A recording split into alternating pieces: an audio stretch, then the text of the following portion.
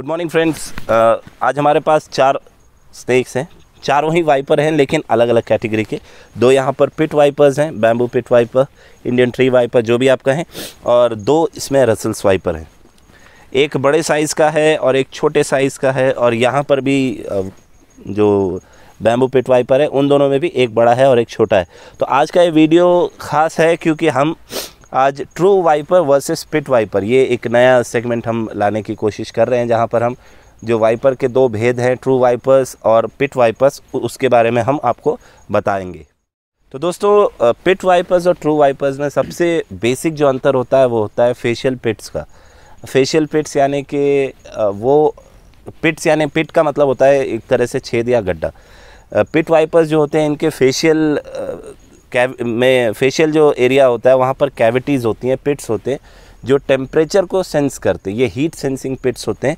अब जैसे अमित यहाँ पर अभी ये ग्रीन पिट वाइपर है, इसको बाहर निकालेगा और मैं मनोज जी से कहूँगा, जो कि कैमरे के पीछे, थोड़ा सा जूम इन करेंगे और देखेंगे कि फिर जूम इन करके हम दिखाने का आपको प्रयास करेंगे कि इसके पिट्स कैसे होते हैं।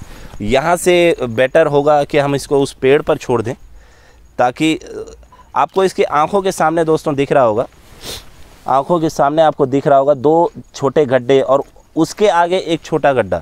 तो जो सबसे सामने है वो नोस्ट्रिल है इसकी, जहाँ से ये ब्रीथ करता है, इनहेल एक्सेल जो इसको कहा जाता है।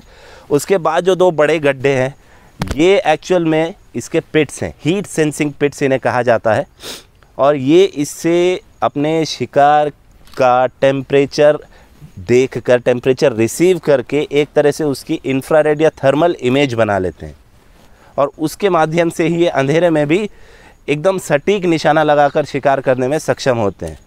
इसके वेनम टाइप के बारे में अमित थोड़ा और डिटेल देंगे। तो फ्रेंड्स, अक्षय ने आपको बताया इनके पिट्स के बारे में कि इनका पिट्स का क्या इंपॉर्टेंस होता है। लॉरियल पिट्स ये होते हैं। इनका जहर जो है दोस्तों बड़ा ही कॉम्प्लेक्स होता है। प्राइमरीली तो हीमोटॉक्सिक है, लेकिन आपको तीनों इफेक्ट, हीमोटॉक्सिक, न्यूरोटॉक्सिक और साइटोटॉक्सिक असर आपको देखने को मिलता है।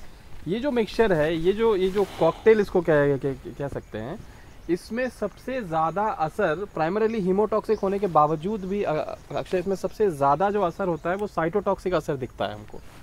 और साइटोटॉक्सिक असर दिखने के कारण जो है लोकल एरिया में नेक्रोसिस की समस्या सबसे ज़्यादा होती है। हाँ, और वो हिस्सा जो है ख़राब होना शुरू हो जाता है। कई वीडियोस में अमित ने बताया है और रिसर्चर्स में भी ये कहा गया है कि डेथ रेट इससे कम होती है क्योंकि ह्यूमन कांटेक्ट बहुत कम है, लेकिन एम्पुटेशन रेट जो है वो बहुत हाई होता है। और ऐसा बिल्कुल ना समझें कि सिर्फ एम्पुटेशन से आप बच जाएंगे।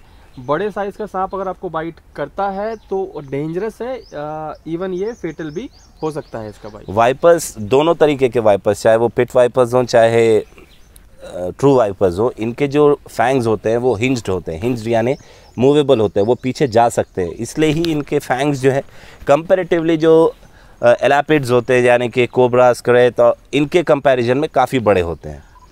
अक्षय, थोड़ा इस स्थिति को अगर आप डिटेल में बता पाएँ। देखिए, सभी सांपों के साथ हम ऐसा नहीं कर सकते।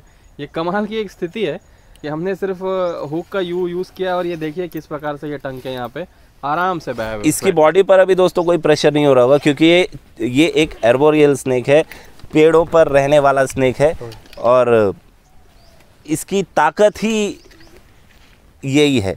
ये लटक कर, हैंग होकर अपने शिकारों पर हमला करता है। आप इस समय इसकी पूंछ की पोजीशन भी देखेंगे तो स्टिफ है, लूजन अप नहीं है, स्टिफ है इसकी पूंछ, यानी कि ये पूंछ से भी ग्रिप बनाने को तैयार रहता है। पूंछ भी ये अपनी लपेट कर डंगाल पर या डाली पर अच्छी ग्रिप बना लेता है। तो अब हम इसको ट्री पर रिलीज़ कर देते हैं। उसके बाद हम आते हैं जो रसल्स वाइपर है या ट्रू वाइपर, अगर आज के वीडियो के हिसाब से कहा जाए तो, उस पर आते हैं।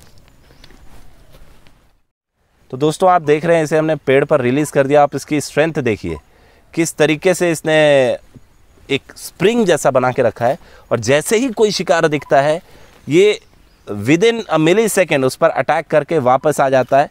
कई वाइपर्स को देखा गया है कि वो अपने शिकार को होल्ड करके रखते हैं, जो पिट वाइपर्स होते हैं। कई रिलीज़ भी कर देते हैं, depending upon the amount of venom they are releasing, किस तरीके का या कितनी मात्रा में वो जहर छोड़ रहे हैं उसके हिसाब से, और पक्षी या जो भी जीव ये शिकार करते हैं जिसका, उसके साइज़ के हिसाब से अगर बड़ा है तो उसे छोड़ देते हैं। कई बार देखा गया है कि पेड़ पर ऐसे ही लटके लटके ही अपने शिकार को पूरा स्वेलो कर जाते हैं। कैसा लग रहा है हमें तभी देखकर? अरे बहुत शानदार है ये। इस सांप की आप स्ट्रेंथ देखिए किस प्रकार से इसने पोज किया हुआ है। और ऐसा खेल हम केवल इन्हीं सांपों के साथ दिखा सकते हैं, इन्हीं आर्बोरियल सांपों के साथ दिखा सकते हैं, सबके साथ नहीं किया जा सकता। ये ऐसा लग रहा है कि हमको फ़ोटो लेने के लिए यहाँ पोज करके बैठा हुआ है। और सुबह सुबह की धूप है, ठंड के कारण जो है इसका मूवमेंट बहुत ज़्यादा नहीं हो पा रहा है। और ये सुबह की धूप जो है सेकने की कोशिश करते भी हैं। बताते जाएं हम आपको कि सांप जो है वो कोल्ड ब्लडेड होते हैं, तो उनको हिलने डुलने के लिए, मूवमेंट के लिए, खाना पचाने के लिए, अपने मेटाबॉलिज्म को चलाने के लिए गर्मी की ज़रूरत होती है, जिसके लिए वो सूरज से जो है धूप सोखते हैं और उसके बाद ही जो है वो कोई भी काम कर सकते हैं। तो देखें दोस्तों किस तरीके की इसकी स्ट्रेंथ है। जैसा मैं कह रहा था कि ये सिर्फ थर्मल इमेजिंग पर डिपेंडेंट नहीं होते हैं, ये अपने जेकबसन ऑर्गन यानी कि टंग के थ्रू जो फेरोमोन्स हैं या मॉलिक्यूल्स हैं हवा में, उसको भी ये सोख कर एक इमेज तैयार कर लेते हैं। तो चलिए दोस्तों अब आते हैं हमारे ट्रू वाइपर पर। वाइपर से रिलेटेड दोस्तों कई सारे वीडियोस हमने पहले ही बनाए हैं। और ये जो इनमें जो मेन डिफरेंस होता है वो लॉरियल पिट्स का या जो फेशियल पिट्स है उनका मिस होना होता है। आइज़ दोनों की एक्चुअली में सेम ही होती हैं। अगर आप देखें पिट वाइपर्स की या फिर रसल्स वाइपर की, दोनों की सेम होती हैं, लेकिन जो बेसिक डिफरेंस है वो इसके वेनम कॉम्पोजिशन में है और इनका जो पिट्स है उसमें है। रसल्स वाइपर में किसी तरीके की कोई पिट्स आपको नहीं देखने को मिलती है और थर्मल इमेजिंग वाला या हीट सेंसिंग करके अपने शिकार को मारना इनको नहीं आता है। तो अब हम इसे बाहर निकाल रहे हैं और देखते हैं। ज़्यादा बड़ा नहीं है दोस्तों, छोटा ही है ये। और फिर अब देखते हैं ये किस तरफ भागेगा।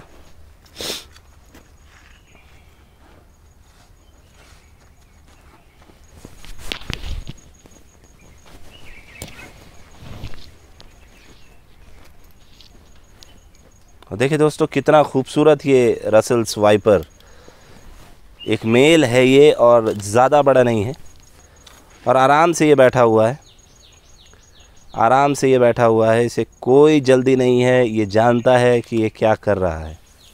तो चलिए इसी नोट पर दोस्तों ये आज का वीडियो ख़त्म करते हैं।